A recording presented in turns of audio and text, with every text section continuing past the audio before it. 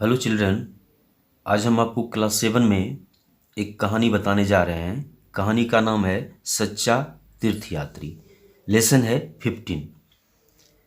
सच्चा का मतलब होता है ट्रू यानी सही। तीर्थयात्री का मतलब होता है तीर्थ करने वाला, उसी को तीर्थयात्री कहते हैं। यह कहानी जो है एक रूसी साहित्यकार ने लिखा है जिनका नाम है लियो तालस्ताय। इनकी रचनाओं में महात्मा गांधी की विचारधाराओं का वर्णन मिलता है। आइए चलते हैं हम लोग कहानी की तरफ। किसी समय रूस के एक गांव में एफीम और एलिसा नाम के दो वृद्ध मनुष्य रहते थे। वे बड़े घनिष्ठ मित्र थे। घनिष्ठ मीन्स बहुत अटूट रिश्ता रखने वाला, उसी को घनिष्ठ कहते हैं। गंभीर एफीम गंभीर और विचारवान व्यक्ति था। विचारवान मीन्स विचार करने वाला। वह अपने परिवार की देखरेख बड़े ध्यान से करता था। एलिसा ना धनवान ही था और ना निर्धन, यानी एलिसा जो था वह मध्यवर्गीय था, ना धनवान था ना निर्धन था। वह मधुमक्खियां पालकर अपना और अपने परिवार का पेट पालता था। वह बड़ा दयालु और प्रसन्नचित्त व्यक्ति था। एलिसा जो था दयालु तो था ही, और अपने आप में प्रसन्नचित्त मीन्स जो अपने आप में खुश रहने वाला व्यक्ति हो उसे प्रसन्नचित्त कहते हैं। उसी तरह का व्यक्ति था। अपने परिवार एवं पड़ोसियों के साथ वह शांति से रहता था। दोनों मित्रों ने बहुत पहले साथ साथ यरूशलेम की तीर्थ यात्रा करने की प्रतिज्ञा की थी। यरूशलेम मीन्स ईसा मसीह के जन्म स्थान की जगह को यरूशलेम कहते हैं। और दोनों मित्रों ने यह प्रतिज्ञा किया, मतलब दृढ़ निश्चय किया कि हम लोगों को तीर्थ यात्रा करना है। कहाँ? तो यरूशलेम के लिए। एलिसा तो सदा चलने को तैयार रहता, परंतु एफीम को समय नहीं मिल पाता था। उसके पास सदैव कुछ न कुछ काम रहता। एक काम समाप्त होता तो दूसरा काम शुरू हो जाता। एक दिन एलिसा ने जोर देते हुए कहा, क्यों मित्र, हम अपनी प्रतिज्ञा कब पूरी करेंगे? एफीम का चेहरा उदास हो गया। वह बोला, अभी हमें प्रतीक्षा करनी होगी। मेरे पास यात्रा के लिए पैसा नहीं है। यह बात जो है सो एफीम ने कहा अपने मित्रों से। एलिसा हंसा और बोला, तुम्हारे पास मुझसे 10 गुना अधिक धन है और फिर तुम ऐसी बात करते हो। आत्मा की पवित्रता से बढ़कर और कुछ नहीं। यह बात एलिसा ने एफीम से कहा। तीर्थ यात्रा से आत्मा पवित्र होती है। हमने तीर्थ यात्रा की प्रतिज्ञा की है। यानी एलिसा ने एफीम से कहा कि अगर हम तीर्थ यात्रा करते हैं तो मेरी जो आत्मा है, अंतरात्मा, वह शुद्ध हो जाती है। और इसके लिए तो हम लोगों ने प्रतिज्ञा किया है, तो क्यों ना तीर्थ यात्रा पर निकला जाए। अतः हमें अवश्य चलना चाहिए। अंत में एलिसा अपने मित्र को समझाने में सफल हो गए। एफीम ने अपने साथ बहुत सा धन लिया। एलिसा ने केवल उतना ही लिया जितना आवश्यक था। एफीम ने अपने पुत्र को प्रत्येक कार्य के संबंध में निश्चित आदेश दिया। यानी तीर्थ यात्रा पर जाने लगे तो एफीम ने अपने पुत्र को घर से संबंधी जितने काम काज थे उसके बारे में जानकारी दिया, दिशा निर्देश दिया। और एलिसा ने घर के मामलों की ओर कोई ध्यान ना दिया। लेकिन एलिसा ने अपने घर में किसी को कोई दिशा निर्देश नहीं दिया, बस तीर्थ यात्रा पर निकल गया और प्रसन्नता से वह तीर्थ यात्रा के लिए चल पड़ा।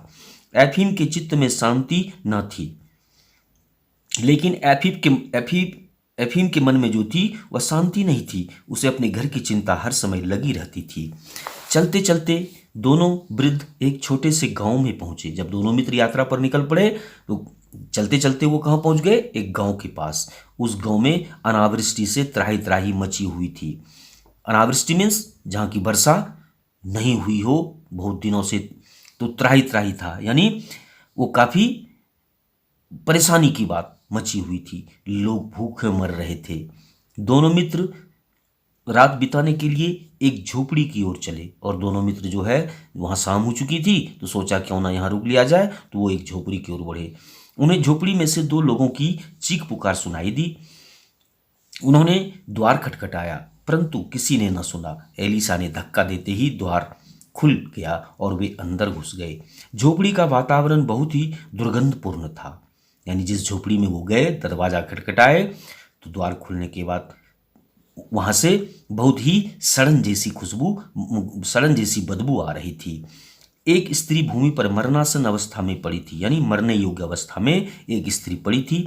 स्त्री ने पूछा, आप लोग कौन हैं, क्या चाहते हैं? हमारे यहाँ कुछ भी नहीं है। उसी समय एक बच्चा बोला, बाबा हम भूखे हैं, हमें रोटी दो। तभी लड़खड़ाता हुआ एक मनुष्य आया और बूढ़ी स्त्री के से बात करते करते एक बच्चा आया, जिसने क्या बोला, हमें भूख लगी है, हमें खाने के लिए रोटी दो। उसके बाद पीछे से लड़खड़ाता हुआ, हिलता डुलता हुआ, लाचार सा, कमजोर सा व्यक्ति वह आगे बढ़ा एफिम और एलिसा की ओर और वह गिर पड़ा। बोला, रोग और भूखमरी ने हमें घेर रखा है, मेरा पुत्र भूख से मर रहा है। एलिसा ने अपना थैला खोला और उसमें से रोटी का एक टुकड़ा लड़के की ओर बढ़ाया। लड़का रोटी के टुकड़े पर टूट पड़ा और देखते ही देखते उसने उसे साफ कर दिया। उस स्त्री और पुरुष को भी उसने दो दो रोटियां खाने को दी। फिर वह कुएं से पानी भर कर लाया और उन्हें पिलाया। यानी एलिसा और एफिम ने क्या किया कि अपने थैले से उस घर के तीनों सदस्य को खाने के लिए रोटी दी, कुएं से पानी भर के लाया और उसे पानी पिलाया। एफिम झोपड़ी के बाहर बैठा था। एलिसा ने उसे सारा हाल कह सुनाया। एफिम जो था झोपड़ी में से निकलकर बाहर बैठ गया और उसके बाद की घटनाओं को जो है एलिसा ने एफिम को बताया। एफिम बोला, क्या हम इस गंदी झोपड़ी में ही रुके रहेंगे? ऐसा किया तो हम लोग भी बीमार हो जाएंगे। यह बात एफिम ने एलिसा से कहा। फिर हमें तो यरूशलेम पहुंचना है, व्यर्थ में समय नष्ट करना ठीक न होगा। एलिसा ने उत्तर दिया, मित्र आप चलें। तो एलिसा ने एफिम से कहा, दोस्त आप जाइए, मैं इन लोगों को ऐसी दशा में छोड़कर नहीं जा सकता। मुझे कुछ समय तक इन लोगों की सेवा करनी ही होगी। यानी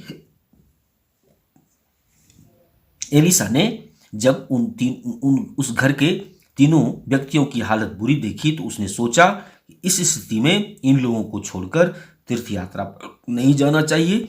इसलिए एलिसा ने एफिम को यह सलाह दी कि आप तीर्थ यात्रा पर निकल पड़ो। एफिम अकेला ही चल दिया। एलिसा ने सारी रात उस घर के तीनों प्राणियों की देखभाल की। सवेरा होते ही उसने घर की सफाई की, चूल्हा जलाया, भोजन बनाया। घर के लिए जो आवश्यक चीजें थी उन्हें वह स्वयं ही मोल ले आया, क्योंकि झोपड़ी में कुछ भी न था। घर के लोगों ने अपना पेट भरने के लिए एक एक करके घर की सारी चीजें बेच दी थी। यानी अनावृष्टि के कारण, वर्षा नहीं होने के कारण उस गांव में खेतीबाड़ी नहीं हो रही थी, जिसके लिए लोगों को खाने पीने की कमी हो गई थी। इसलिए गांव बस्ती के लोग ने क्या किया था, तो अपने घर के सामानों को बेच बेच कर पेट भरना शुरू कर दिया था। वही हाल उस झोपड़ी में रहने वाले तीनों व्यक्तियों की भी थी।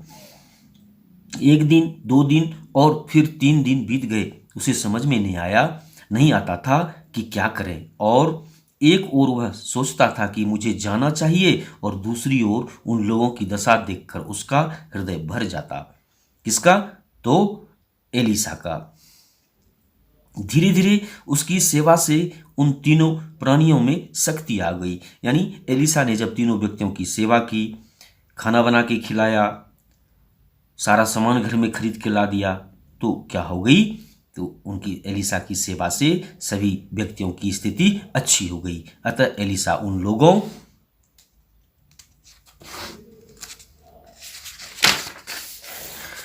के साथ ही रुक गया। उसने उन लोगों के दूध के लिए एक गाय और उनका खेत जोतने के लिए एक घोड़ा खरीदा।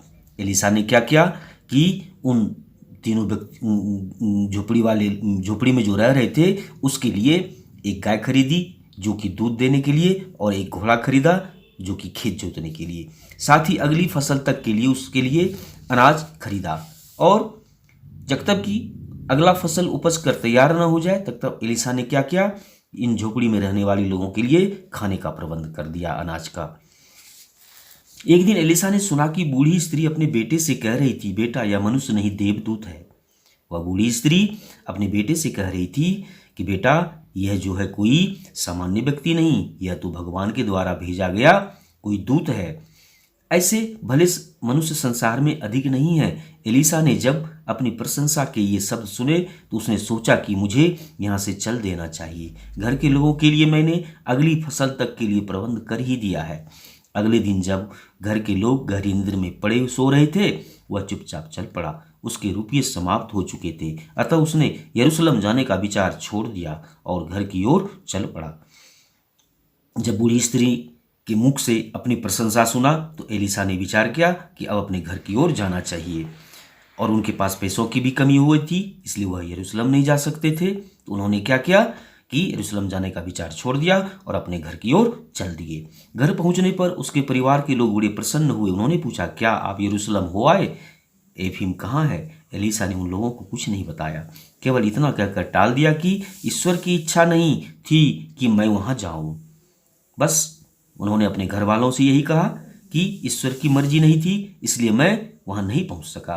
दूसरा, मेरा सारा धन मार्ग में ही समाप्त हो गया, इसलिए मैं एफीम के साथ ना जा सका और बीच से ही लौट आया। उधर एफीम गांव की झोपड़ी छोड़ने के बाद जितना शीघ्र हो सका यरूशलेम की ओर चला। वहां पहुंचकर वह प्रार्थना करने के लिए गिरजाघर में गया। बड़ी भीड़ थी, उसे सदैव अपने धन की चिंता लगी रहती थी। प्रार्थना के समय भी वह टटोल कर देख लेता कि कहीं भीड़ में कोई जेब न काट ले। प्रार्थना में उनका मन न था।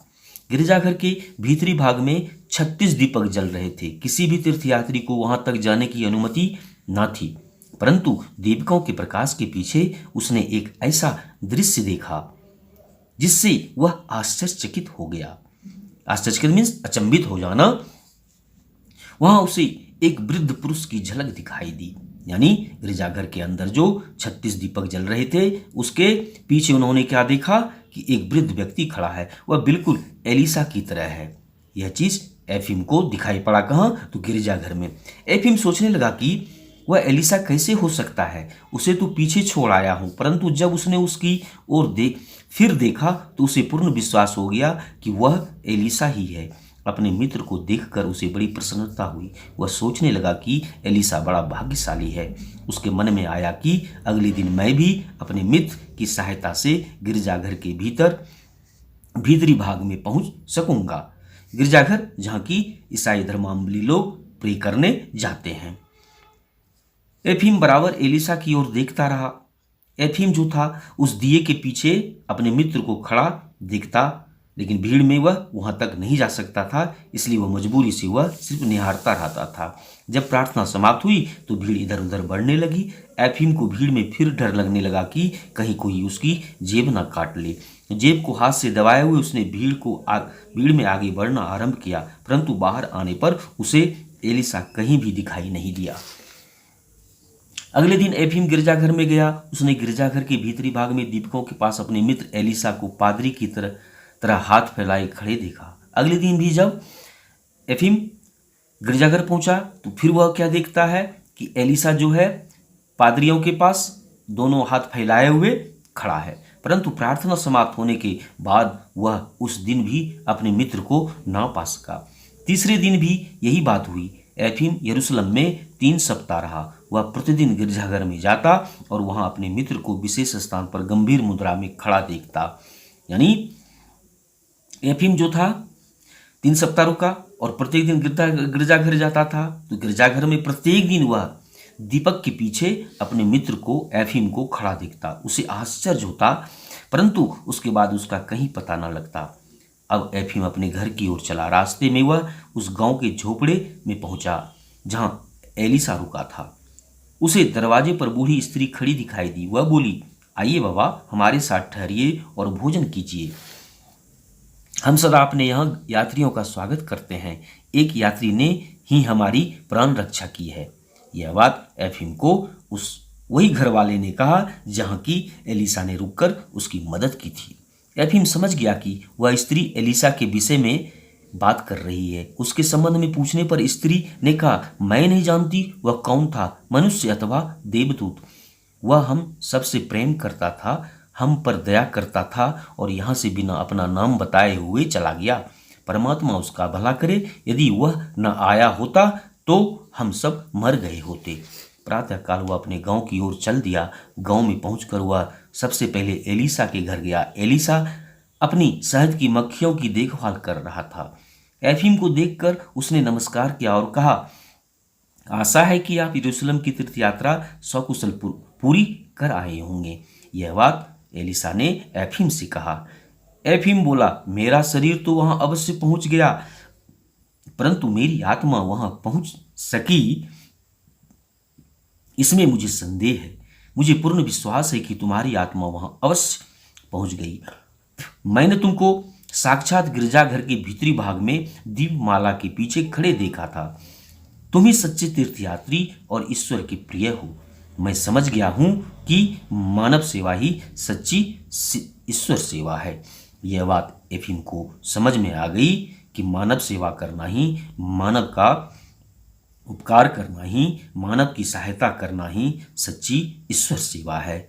भले ही एफिम यरूशलेम गया, गिरजा गया, गिरजा में प्रार्थना भी किया, लेकिन उसके चित्त में शांति नहीं था। लेकिन एलिसा ने गरीबों की सहायता करके वह ईश्वर तक पहुंचने में सफल हो गया। और दीन दुखियों को सहायता ही सच्ची तीर्थ यात्रा है। और एफिम की नज़रों में, एफिम को जब यह समझ में आ गई कि गरीबों की सेवा करना, उपकार करना, भलाई करना ही सच्ची तीर्थ यात्रा है, अतः यह कहानी समाप्त हो गई। आपको यह कहानी समझ में आ गई होगी। धन्यवाद।